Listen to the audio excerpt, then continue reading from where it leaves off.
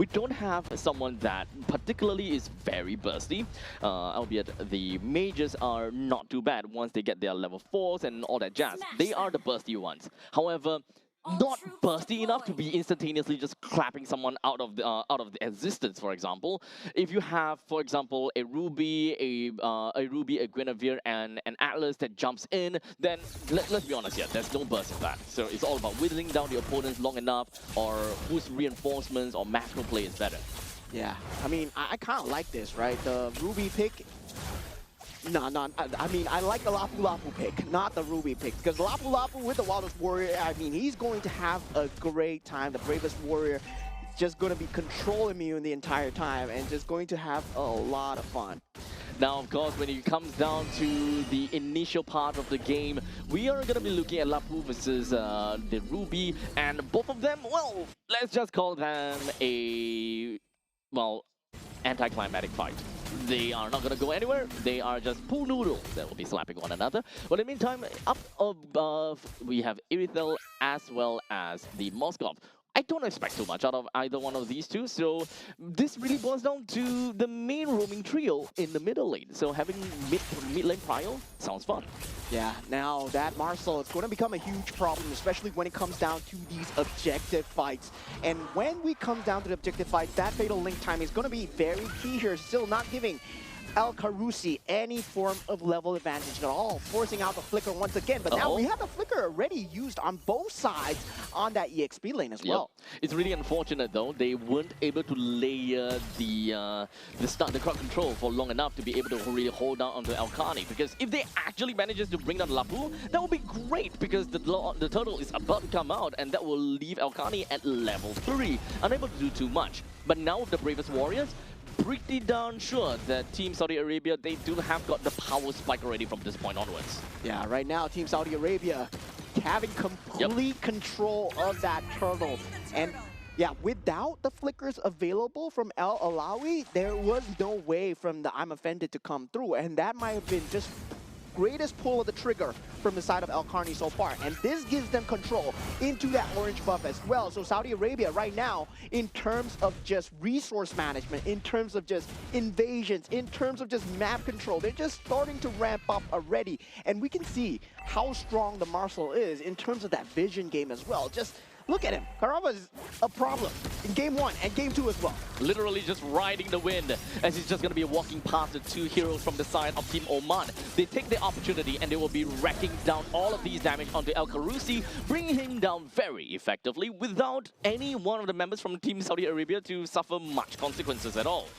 Yeah, so far, very good golden hour, and now we do see El Fadi in a lot of trouble here. Yep, doesn't seem like he's going to get away, but hey, take a look at that. We do have the SOD that will manage to land, but I don't think that that is going to mean too much for the Moskov. He's not going to jump right in.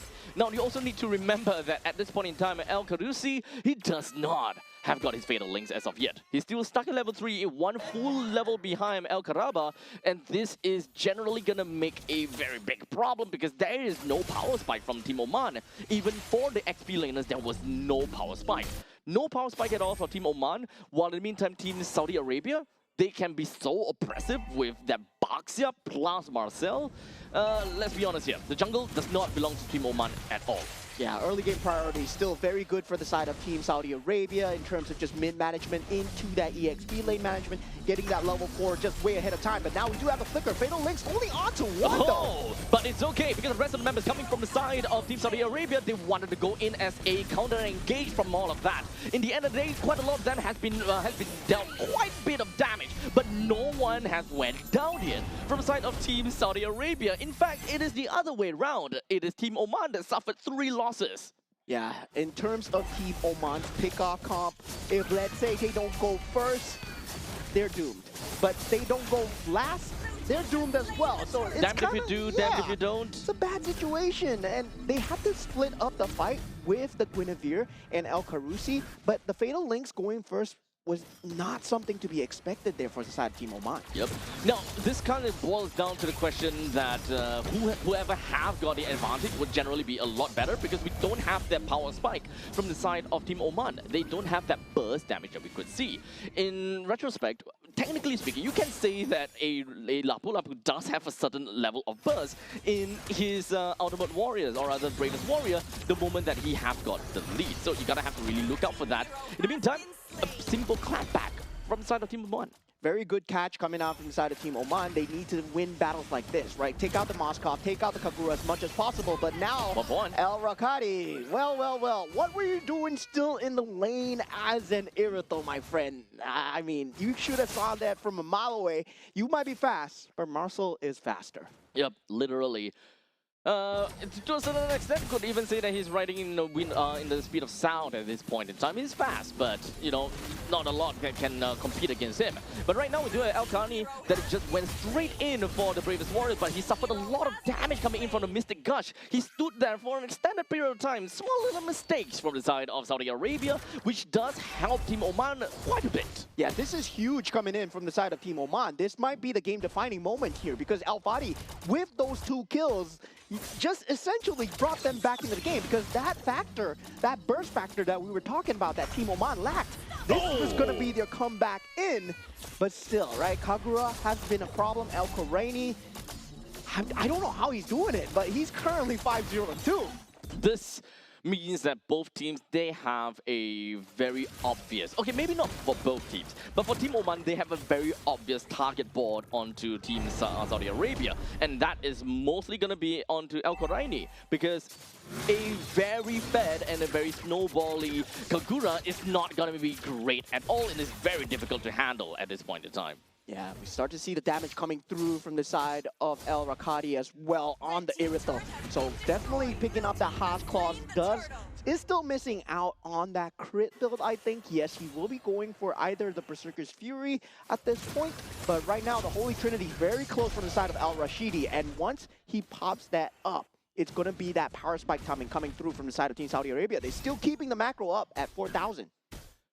4,800 gold lead is the more approximate amount that we're looking out for the side of Team Saudi Arabia at 7 minutes. I would say is a lot of a improvement for the side of Team Oman, because in the previous game, by this point in time, we are roughly looking at 9,000 goal lead already. So definitely, we are looking at some improvements that would help Team Oman a tad a little bit. But we'll see how. Wait, was that a flicker coming from El Breaki? Because okay, no, that's weird. But regardless, there we go. It is gonna be a golden moment.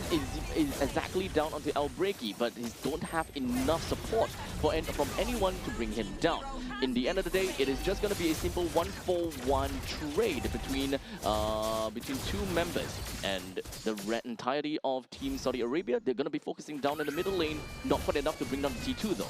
Yeah, Golden Hour just not able to catch, but still very good zoning coming out from the side of Team Saudi Arabia as they manage to cycle out all the flickers. The ultimate from the Gord is gone. Now they can take the team fight as they wish. Immediately, El Badi is going to go down. That is going to be one of the main damage dealers from the side of Team Oman. Losing them is going to be a very big problem. Purified coming in from El Rashidi, ensure that he gets himself away from the Violet Requiem, but did not proc at all.